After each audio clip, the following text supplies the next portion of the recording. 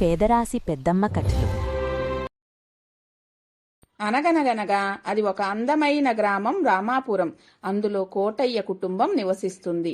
కోటయ్య భార్య రాజమ్మ. వారికి 2 సంతానం, అబ్బాయిలు రమేష్, సురేష్. 10 ఎకరాల పొలం, ఒక కిరాణా షాపు వీరికి ఆ ఊరిలో ఉంటుంది. ఆ ఊరిలో వీళ్ళు ధనవంతుల కుటుంబం. అన్నదమ్ములు చాలా అన్యోన్యంగా ఉంటారు. తమ్ముడు కొంచెం చదువుకున్నాడు కాబట్టి కిరాణా షాపును చూసుకుంటూ ఉంటాడు. అన్నయ్య వ్యవసాయాన్ని చూసుకుంటూ ఉంటాడు.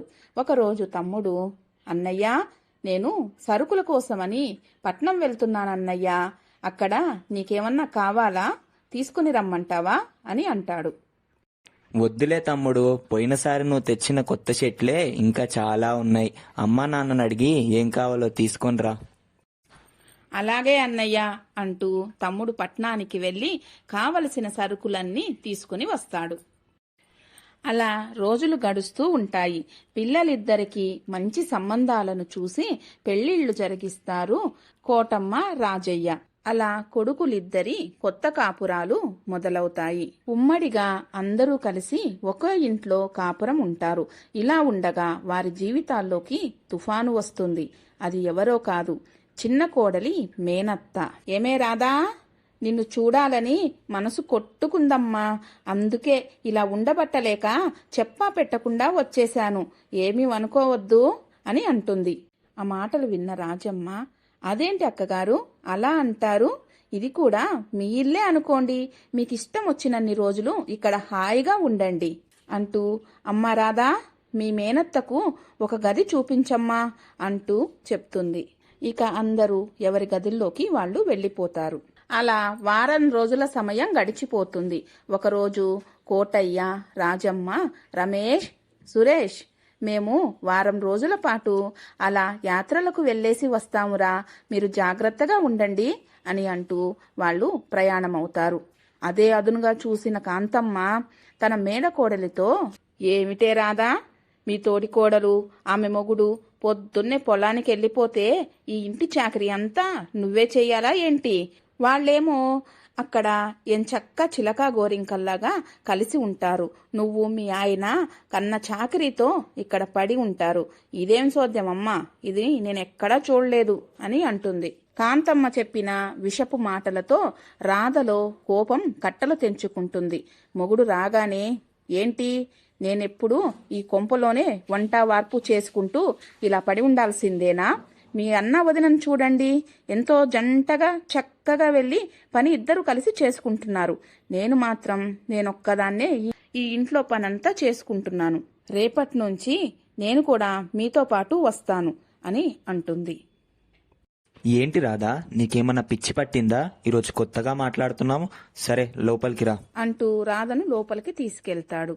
పక్క రోజు ఉదయం తెల్లవారగానే సీత పొలం వెళ్లడానికి తయారవుతూ ఉంటుంది. అది చూసిన రాధ, అక్క ఆగు, నువ్వేమో పొద్దున్నే లేచి చక్కగా రెడీ అయ్యి నువ్వు నీ మొగుడు పొలానికి వెళ్ళిపోతారు. ఇంటి చాకరీ అంతా నా మీద వేసేసి వెళ్తున్నారు. నువ్వు కూడా ఇక్కడే ఉండి సగం పనిలో నాకు సహాయం చెయ్యి అని అంటుంది. ఏంటి రాధా అలా మాట్లాడుతున్నావు? పొలంలో కోత పనులు జరుగుతున్నాయి, అందుకే ఆయనకు సహాయంగా ఉండడం కోసం వెళ్తున్నాను. ఓహో అలాగా, ఇప్పటి నుంచి అలా ఏం కుదరదమ్మా. పొలం దగ్గర చాలా మంది పని వాళ్లే ఉన్నారులే, బావగారికి వాళ్ళు సహాయం చేస్తారు. నువ్వు మాత్రం ఇంట్లో ఉండి నాకు సహాయం చెయ్యి అని విసురుగా లోపలికి వెళ్ళిపోతుంది. అలా వారం రోజుల సమయం గడిచిపోతుంది. కాంతమ్మ, ఏమిటే అమ్మాయి, ఇక ఎంతకాలమని అత్తామామలతో ఈ తోడికోళ్లతో కలిసి కాపురం ఉండడం చెప్పు? నువ్వు తొందరగా వేరు కాపురం పెట్టు, లేదంటే నీవు, మీ ఆయన, నీ పిల్లలు నీ అత్తగారి చేతుల్లోనే చెప్పు చేతల్లో ఉంటారు. ఇక మీ ఆటలు ఎప్పుడు సాగవు. ఇంటికి పెద్దవాళ్ళు వాళ్లే కాబట్టి ఇక నీ పిల్లలు కూడా వాళ్ళు చెప్పిందే వినాల్సి వస్తుంది. త్వరగా నువ్వు నీ భర్తతో మాట్లాడి వేరు కాపురం పెట్టే ఆలోచన చెయ్యి అని అంటూ నూరు పోస్తుంది. ఈ మాటలన్నీ బయట నుంచి సురేష్ వింటూనే ఉంటాడు. ఓహో ఇదంతా నీ సంగతన్నమాట, నువ్వా మా ఇంట్లో కుంపటి రగిలించింది, చెప్తానుండు నీ పని మనసులో అనుకొని తన షాపుకి వెళ్ళిపోతాడు. ఆ రోజు రాత్రి రమేషు డబ్బు తీసుకుని వచ్చి హాల్లో బల్ల మీద పెడుతూ, రాధా, ఏమోయ్ రాధా, ఇదిగో 1,00,000 రూపాయలు డబ్బులు అడిగావుగా, నీకేదో అవసరం ఉందని, చూడు ఇక్కడ టేబుల్ మీద పెట్టాను, వచ్చి తీసుకో, నేను అర్జెంటుగా వాష్రూమ్కి వెళ్తున్నాను అని చెప్పి వాష్రూమ్కి వెళ్తాడు. ఇదంతా గమనించిన కాంతమ్మ, ఇంట్లో ఎవ్వరూ లేరు, అబ్బా ఈ రాధ కూడా మేడపైన ఉన్నట్లుంది, ఓరి పిచ్చి నాగన్నా, ఇంత డబ్బు తీసుకుని వచ్చి ఇలా ఎవరైనా నడి ఇంట్లో పెడతారా, ఉండు అని అంటూ, ఫస్ట్ మనం ఈ డబ్బును తీసి మన పెట్టెలో పెట్టేయాలి అని అంటూ అక్కడ ఉన్న డబ్బు తీసుకుని తన పెట్టెలో పెట్టేసుకుంటుంది. అదంతా రమేషు రాధకి కళ్ళకు కట్టినట్లు చూపిస్తాడు. అది చూసిన రాధ అత్త మీద కోపంతో అరుస్తూ ఉండగా నోరు మూసేసి పక్కకి తీసుకువెళ్తాడు. ఆగాగు భార్యమణి, అప్పుడే ఏమయ్యింది మీ అత్త సంగతి, ఇంకా నువ్వు తెలుసుకునేది చాలా ఉంది, ఫస్ట్ నే చెప్పేది విని అలా చెయ్యి అని అంటూ చెవులో ఏదో చెప్తాడు. కొంత సమయానికి రాధ హాల్లోకి వస్తుంది.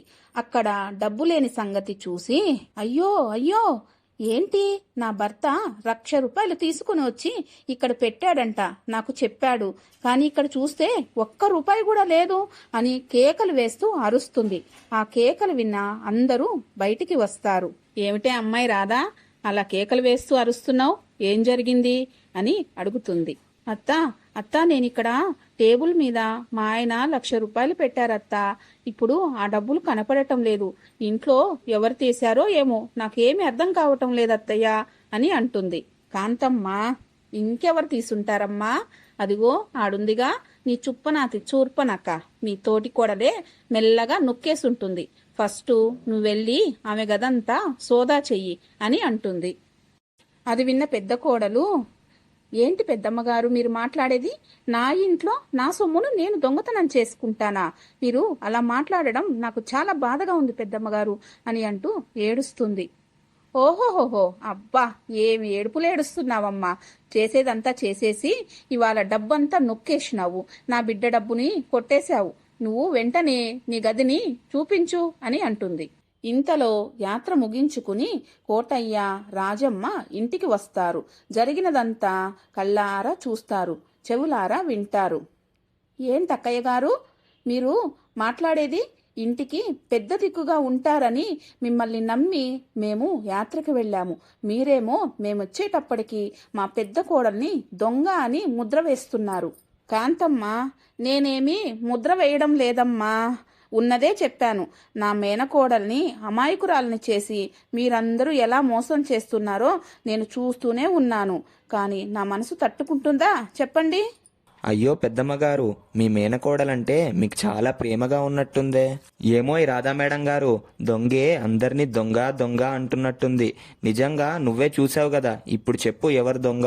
చెబుతానండి అక్కయ్య, బావగారు, నన్ను ముందుగా మీరు క్షమించాలి. తల్లిలా నాకు మంచి మాటలు చెబుతుందని నమ్మి మా మేనత్తను ఇంట్లోకి రానిచ్చాను, కానీ ఈ దొంగ ఇంత పని చేస్తుందని అనుకోలేదు.